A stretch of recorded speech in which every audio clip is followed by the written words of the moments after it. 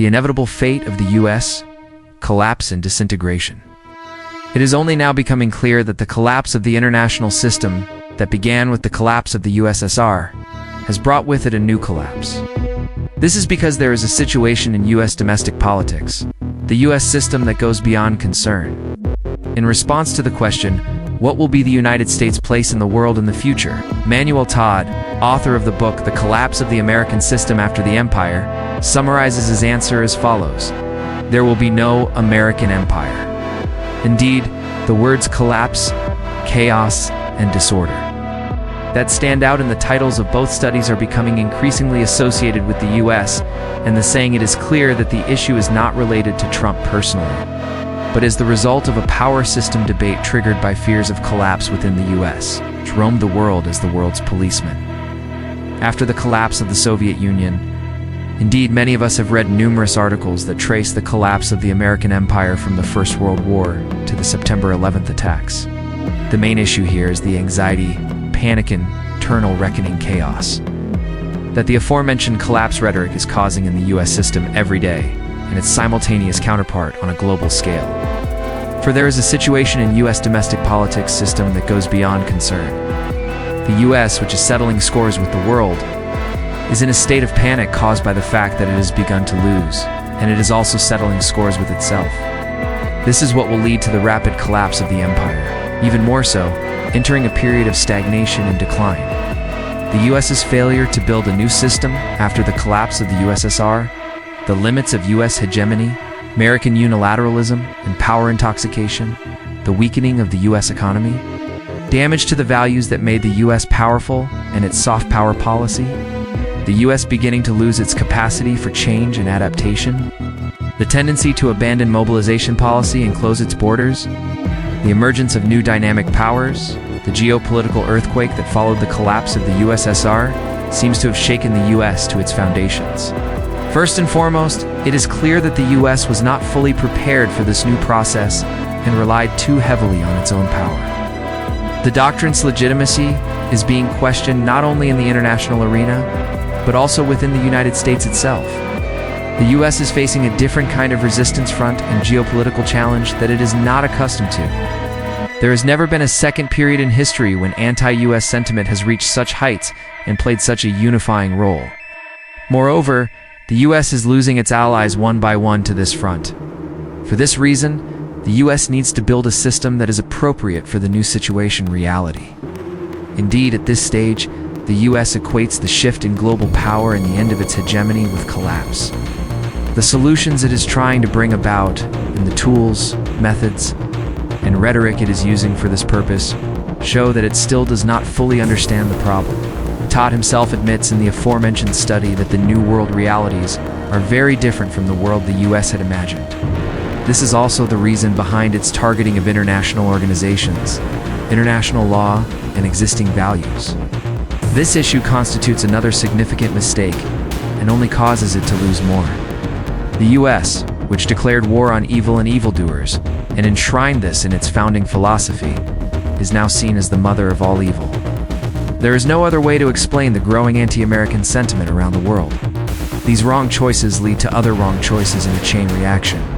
These include its attempts to redraw the map of the Middle East under the Greater Middle East Project, which aims to create a greater Israel, its cooperation with terrorist organizations, and the resulting risk of losing an important ally such as Turkey, which cannot be replaced by another actor. Moreover, the fight against evil and evildoers has become one of the discourses used in the internal system power struggle in the United States today. Indeed, Trump drew attention to this concern through the economy in his balcony speech after the election. It is difficult to say when it will collapse, but it is clear that it is playing for time. The real question that needs to be asked here is how this collapse will occur, what kind of costs it will entail for all of humanity, and of course how Turkey will be affected by it. For the current trajectory suggests that a divorce in Turkish-American relations will not be easy. The U.S. is aware that if it loses Turkey, the collapse process will accelerate further. The pressures on Turkey must also be understood from this perspective. The growing strength of the internal enemy concept could lead the United States not only to collapse in terms of global leadership hegemony, but also to a process of disintegration. Therefore, The neocon understanding of unilateralism seems to have resulted in a different kind of isolation for the US. Indeed, the US, which once again confirms the words of Epictetus, a senator of the Roman Empire, that empires are also breeding grounds for tyranny, is going through one of the most difficult periods in its history. As the German politician pointed out, the US has been able to do everything with a bayonet, but it has not been able to sit on it. Unless the US establishes cooperative common goals and understandings based on sharing in its bilateral relations, it seems doomed to lose. Therefore, the United States is facing a legitimacy problem regarding power and its use, and is unable to manage crises. The problem stems not from certain conjunctural developments, but from structural issues in US foreign policy. This means a power struggle within the US itself. The recent crises are a result of this. Inconsistent rhetoric and actions during this process are making the United States even more incomprehensible and unreliable. Rodrigue Tremblay points out that with Bush, the United States rejected the principles it had upheld for half a century by adopting the doctrine of imperialist supremacy. It's causing a rift between the United States and the rest of the world. The principles Tremblay refers to are those set forth in the U.S. Declaration of Independence. It's emphasized in the Constitution and expressed by Benjamin Franklin as the 7 great virtues: avoidance of tyranny, support for a free press, a sense of humor, humility, idealism in foreign policy, tolerance, and conciliation.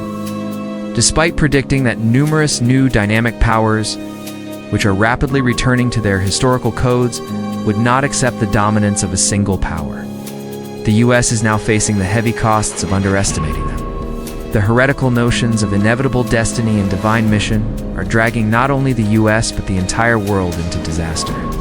When they say forcing God into the apocalypse, they probably mean this. However, the system based on colonialism has long since collapsed. The Western world, led by the U.S., is unable to establish a new colonial order and is struggling in competition. As seen in the case of China, former colonies seek to turn the U.S. into a market and impose an open-door policy on it. This is also the reason behind Trump's embrace of protectionism and the launch of trade wars. It is even turning it into a security problem for the world. This is also the reason why the U.S., which has taken on the role of the world's police, gendarme, is described as a guardian and/or bandit. Indeed, Professor Rosen of Harvard University's statements, a political entity that possesses overwhelming military power and uses that power to influence the behavior of other states, is aptly called an empire. And our goal is not to defeat an enemy, for there is no such enemy. Our goal is to preserve our imperial position and maintain the imperial order. Challenges to U.S. power and the USS indecisive attitudes. Policies at this point and the negative consequences of this on its fighting spirit. Wrong choices in domestic and foreign policy, and the problems it faces in replacing them. It seems that the U.S., which wants to protect itself from such a confrontation, or be prepared for such a possibility, is facing an inevitable fate. Therefore, we also know that the questions posed and observations made by Todd Ferguson and others are part of the proactive mental exercises that have been carried out for quite some time within the U.S. to maintain the strength of the system and protect it from weaknesses, and which declared the end of all ideologies and its hegemony with the end of history thesis, end up in this state. Maybe trying to realize the final scenario of its history with September 11th, the difference between the table and the field has once again become apparent. The United States' inability to find a rival that would allow it to impose its hegemony on the entire world, coupled with the boomerang effect of its controlled chaos project, has brought about the current collapse and even raised questions about its survival. Indeed, the U.S. is increasingly confronted with the cold reality of anti-American sentiment and the disproportionate unipolar world that emerged after the Cold War. More concretely, is the U.S. in a state of decline due to the power intoxication and economic crisis that come with being an unrivaled superpower? Or is it due to the unexpected rapid rise of new powers? The loneliness faced in the face of these new powers? The uncontrolled anger policies that this has led to, and other factors that have been overlooked. It is clear that this is not about Trump personally, but rather the result of a power system debate triggered by fears of collapse within the U.S. Indeed, Ferguson drew attention to this situation with the following statement. the collapse of America may be an unexpected collapse, which is worrying politicians. Of course, it is not only politicians who are concerned. Institutions are also deeply feeling this, and the Pentagon is at the forefront of this. A report published in July 2017 draws attention to the danger of the U.S. losing its global leadership role, and Mary states that the empire is collapsing, and measures must be taken immediately. Or is it all of the above? No matter how powerful an empire is, it will inevitably collapse one day, is echoing loudly in the corridors of power in the U.S., especially at the White House. For it is now clear that America's position is not as secure as once believed. Similarly, an article published in the March 2010 issue of Foreign Affairs, a magazine considered to be close to the U.S. administration, and even described by many as the mouthpiece of Deep America and a guiding force in U.S. foreign policy, was also quite noteworthy. In his study titled Chaos and Collapse, Empires on the Brink of Chaos, Niall Ferguson also pointed to the imminent end of the U.S. and its potential for sudden collapse, focusing on the reasons behind this. The titles of Todd and Ferguson's studies alone largely summarize the issue.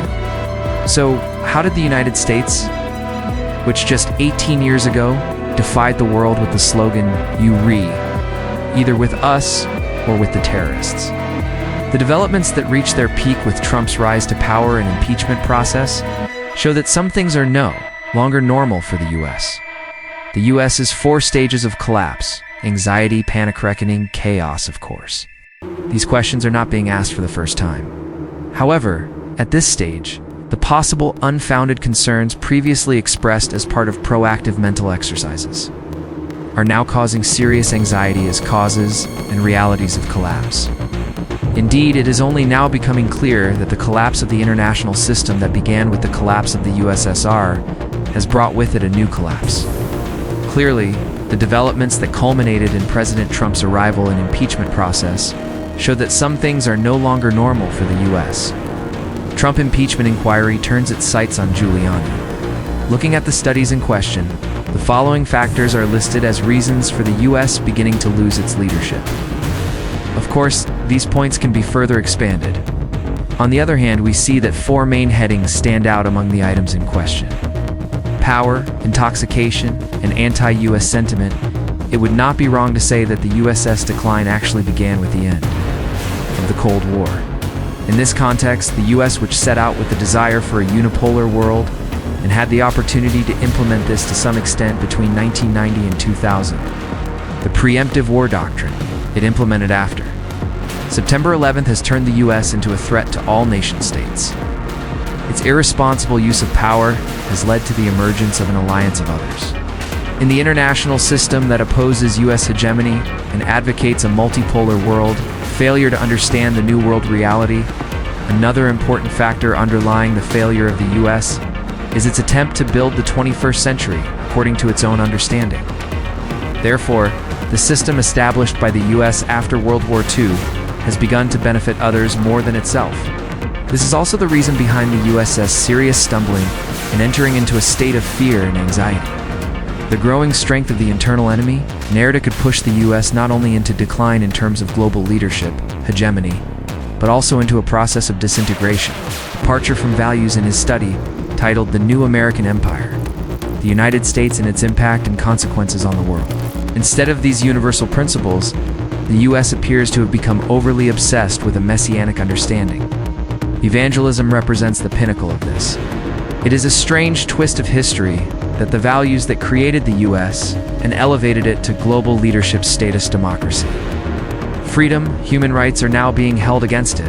Wrong choices, the United States' biggest mistakes, can be listed as wrong choices stemming from excessive self-confidence, insistence on these choices, and prioritizing Israel over its own national interests.